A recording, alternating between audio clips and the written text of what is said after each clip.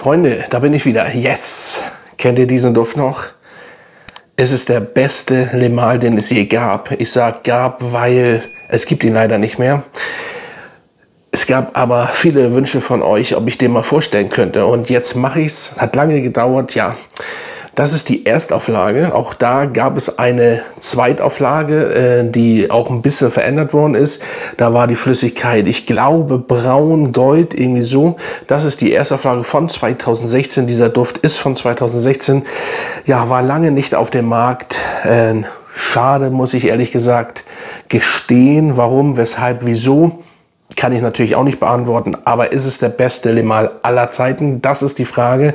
Das werde ich euch heute erzählen. Es gibt natürlich viele Limal Flanker. So, das Original kennt jeder, der Matrose, Tonkabohne, Vanille, Club, Banger Duft. Absolut nice, immer noch. Ja, ein bisschen an die Tiefe verloren, aber immer noch gut. Trotzdem strahlt er immer noch wahnsinnig gut aus, auch wenn das viele nicht meinen. Für andere ist er extrem stark, für einen selber leider manchmal nach 2 Stunden nicht mehr zu riechen. Dann kommt immer was ab und zu rüber nach ein paar Stunden, auch noch nach 8 Stunden. Aber grundsätzlich für andere, der füllt immer noch Räume. Und dann gibt es, wie gesagt, das Elixier. Es gibt, ihr wisst, die ganzen Flanker, die es gibt. Aber ja, den habe ich tatsächlich, glaube ich müsste den noch nie vorgestellt. Ja, er heißt Limal Essence de Parfum, wenn richtig ausgesprochen. Auf jeden Fall ist es ein sehr spezieller Duft. Ich verstehe bis heute nicht, warum der eingestellt worden ist. Es ist ein Vanilleduft. Klar, Vanille darf nicht bei Limal fehlen und auch die Tonkabohne nicht. Aber hier ist die Vanille richtig sanft gemacht. Und dann, guter Sprüher, habt ihr eine geile DNA, eine leicht fruchtige DNA und dann kommt das Leder, ein spezielles, geiles Leder. So, und es ist ein Vanille-Tonkabohnen-Lederduft oder Matrose, Neumatrose und er ist genial. Er ist einfach genial. Problem habe ich schon oft gehört und es ist auch Tagesform, das kann mal sein, dass ein bisschen übel von diesem Duft wird. Ich weiß nicht warum, das liegt daran, an der Vanille, vielleicht an dem Leder, an der Kombi. Das kann passieren. Aber grundsätzlich dieser Duft, diese DNA und auch dieser Flakon, es ist derselbe Flakon wie bei Le Beau. Ihr kennt Le Beau und Le Beau, das Normal und das Le Beau Le Parfum.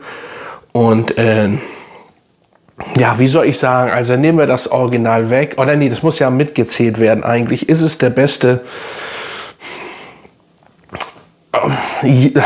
also ich sehe das Original ja im Moment und das ist ein Klassiker, so, was soll ich anders sagen, es ist einfach ein Klassiker und der steht einfach da, aber nehmen wir die Düfte dahinter, es gibt das Le Parfum, es gibt das Elixier, was wirklich super geile Düfte sind und wirklich, ja, die eine Daseinsberechtigung haben, diese Düfte, aber dieser Duft, ja, es ist schon mit der beste Limal und ich kenne diese 2019er, glaube ich, 2018, bevor der eingestellt worden ist, wie gesagt, mit dieser goldenen, braunen Flüssigkeit, kenne ich nicht die Version, die bearbeitete, etwas leichte, aber ich kann jetzt nur von den 2016 das Original ausgehen und das ist wirklich bombastisch gut.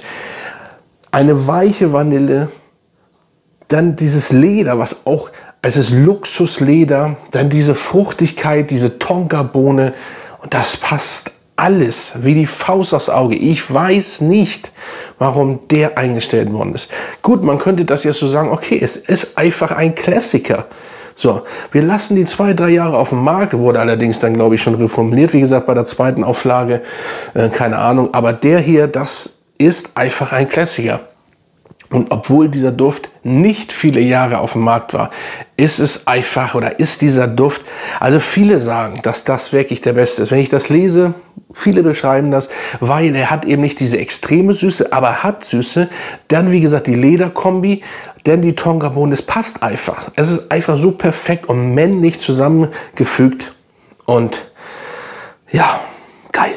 Also immer wenn ich ihn sprühe, ich benutze den ganz selten, ganz selten. Das ist so der heilige Gral auch in meiner Sammlung. Da habe ich einige, aber der hier, also wenn ihr diese 216er Version haben wollt und noch finden wollt, dann müsst ihr einiges ausgeben. Aber ich will sagen, gebt nicht immer so viel. Ich habe ja immer so gesagt, ich predige das, lasst euch nicht ausnehmen, nur weil es eingestellte Düfte sind. Aber 160, 170, ja, es gibt ja die zweite Version, ne? Die erste Version, wenn die gut ist, wenn die wirklich gut im Schuss ist es schwer. Man muss natürlich den vertrauen. Dann müsst ihr da wirklich 170, 180 Euro wahrscheinlich für ausgeben.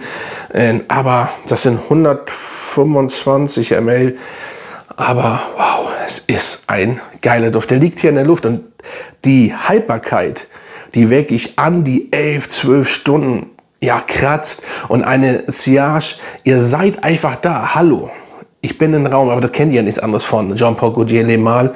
Und ja, also im Endeffekt nehmen wir mal das Original mit oder mit den Originalen, mit den Klassiker von früher, ist es wirklich der beste Le Male aller Zeiten. Das ist einfach so. So, wirklich.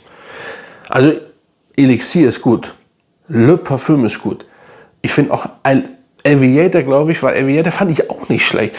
Einige, die da sind, aber kommen einfach nicht an diesen Duft ran. Und ich glaube, ganz schwer, es wird auch Jean-Paul Gaultier nicht mehr so einen Duft machen. Im Endeffekt ist er auch natürlich, also es passt einfach besser als das Original. Das Original ist wirklich, ja, Klappduft auf die Fresse hier, ne? Ich bin der King, wo sind die Frauen, so nach dem Motto. Das macht er hier anders, es ist wirklich Gentleman oder Lederjacke und dann, ne, also schwer zu, also von der DNA kenne ich keinen Duft, der so riecht. Da ist er der wieder, und den hat auch nicht so wirklich jemand nachgemacht. Dann ist es der Beste. Also es ist, ihr merkt es ganz schwer, aber er steht vor den anderen Flankern. Egal, ob das Le Parfum gut ist, egal, ob das Elixier gut ist, er steht weit über diesen Düften. Weit über diesen Düften. Und ja, das war es. Leider ist er eingestellt, aber trotzdem bin ich der Meinung, der musste jetzt mal gezeigt werden, weil das ist ein Duft, den darf man nicht vergessen, auch wenn es nicht mehr gibt. Wenn ihr ihn seht, vorsichtig. Wie gesagt, es gibt zwei Versionen. Auch der wurde schon bearbeitet. Diese Version, die lila ist, die ich jetzt gezeigt habe, ne, violett, lila, die müsst ihr haben. Die erste Version 2016, 17, glaube ich. Ab dann wurde es schon wieder geändert. Und wie gesagt, die kenne ich nicht, aber interessiert mich auch nicht, weil ich kenne die Erstauflage und die ist wirklich, ja, der beste Le Male aller Zeiten. Ja, ist so. Freunde, dann schreibt mal runter, wer hat diesen Duft? Wer hat diese Erstauflage? Das ist der heilige Gral. Und wie, ich glaube, wer diesen Duft kennt, wird sagen, das ist ein absolutes Meisterwerk. Auch im Designerbereich, was diese Süße und diese Tonkabohnen und Vanille, diesen Style angeht. Dazu noch Leder. Wow. Und kein synthetisch und kein Plünn. Ne? Wirklich gut. Also Leute, reinhauen.